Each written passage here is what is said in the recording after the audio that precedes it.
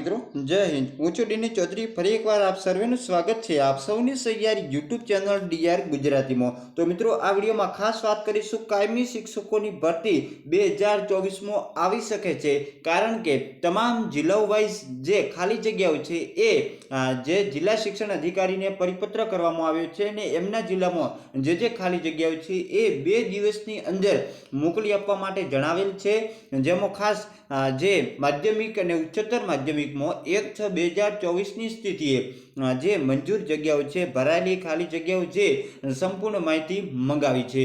તો જે કાયમી ભરતીના અનુસાર કે પછી રૂટીન મુજબની કામગીરી જેવું ન્યૂઝપેપરમાં પણ આવેલ છે, તો એના વિશે આપણે ડિટેલમાં માહિતી મેળવીશું અને વિડીયો છેલ્લે સુધી જોતા રહેજો। ચેનલ પર નવા હો તો સબસ્ક્રાઇબ કરી બેલ આઇકન પ્રેસ કરી લો એટલે આપણે નવા વિડીયોની નોટિફિકેશન તમને મળતી રહેશે। તો ચાલો વિડીયો શરૂ કરીએ। તો મિત્રો આપણે જે પરિપત્રની વાત કરીએ છીએ, કમિશનર શાળાઓની કચેરી ગાંધીનગર દ્વારા જે વિદ્યા સમીક્ષા કેન્દ્રમાંથી પરિપત્ર આવેલ છે 5/4/2024 જિલ્લા શિક્ષણ અધિકારીની કચેરીને આ પરિપત્ર મોકલી આપવામાં આવેલ છે અને આ પરિપત્રમાં જણાવવામાં આવ્યું છે કે 1/6/2024ની સ્થિતિએ રાજ્યની સરકારી માધ્યમિક અને ઉચ્ચતર માધ્યમિક શાળાઓમાં શિક્ષકોની વિષયવાર મંજૂર, ભરાયેલ અને ખાલી જગ્યાઓની માહિતી મોકલી આપવા બાબતે, એટલે કે ખાસ જે રાજ્યની સરકારી શાળાઓ છે એમના માટે આ પરિપત્ર થયેલો છે। આમાં ગ્રાન્ટેડનો કોઈ ઉલ્લેખ કરવામાં આવ્યો નથી। ઉપરોક્ત વિશેષ અધિકારીએ જણાવવાનું કે 1/6/2024ની સ્થિતિએ રાજ્યની જે સરકારી માધ્યમિક અને ઉચ્ચતર માધ્યમિક શાળાઓમાં જે શિક્ષકોની વિષયવાર મંજૂર થયેલ જગ્યાઓ, ભરાયેલી જગ્યાઓ અને ખાલી જગ્યાઓની પૂરતી ચકાસણી કરી વિવિધ નિયત નમૂનામાં જે પત્રક છે એમાં 2 દિવસની અંદર ઈમેલ આઈડી પર મોકલી આપવા બાબતે જણાવ્યું છે, જેમાં ખાસ નોંધ છે કે જ્ઞાન સહાયકથી જે ભરાયેલી ખાલી જગ્યાઓ છે એ ખાલી દર્શાવવાના રહ્યા છે। અત્યારે જ્ઞાન સહાયક છે, પરંતુ આગામી સમયમાં જ્ઞાન સહાયકને છૂટા કરી અને એની જગ્યાએ મિત્રો કાયમી ભરતી પણ આવી શકે છે। 31/5/2024ની અંતિમ નિવૃત્તિની જે ખાલી પડનાર જગ્યાઓનો પણ સમાવેશ કરવામાં આવશે। એટલે ખાસ મિત્રો માત્ર ને માત્ર સરકારી શાળાઓનો ઉલ્લેખ કરેલ છે, એટલે મિત્રો આગામી સમયમાં જે કાયમી ભરતી આવવાની પણ સંભાવના છે। નાયબ શિક્ષણ નિયામક મહેકમ ગુજરાત રાજ્ય ગાંધીનગર દ્વારા આ પરિપત્ર કરવામાં આવેલ છે।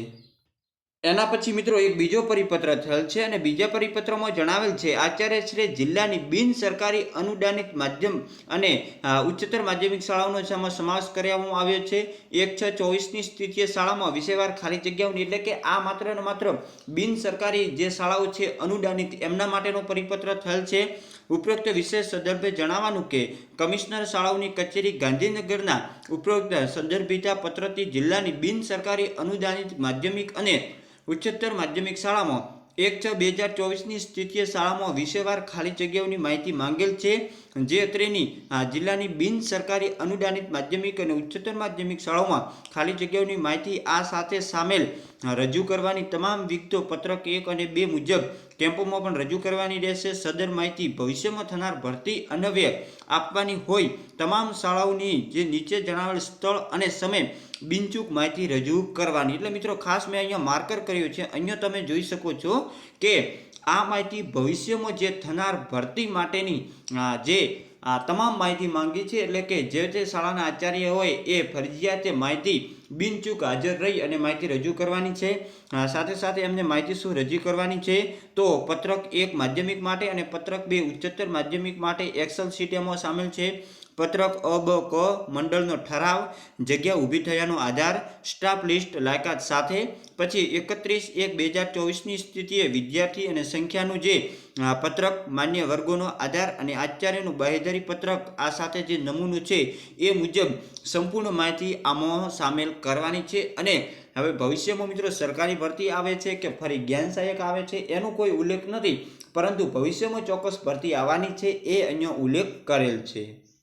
એના પછી જે ન્યૂઝપેપરમાં આવેલ છે કે ગુજરાત રાજ્યના જે શિક્ષણ વિભાગ દ્વારા જે શાળાઓમાં 1 જૂન 2024ની સ્થિતિએ જે ખાલી જગ્યાઓ છે એની તાત્કાલિક ધોરણે 2 દિવસની અંદર સમગ્ર જે રાજ્યના દરેક જિલ્લામાંથી માહિતી મંગાવવામાં આવી છે।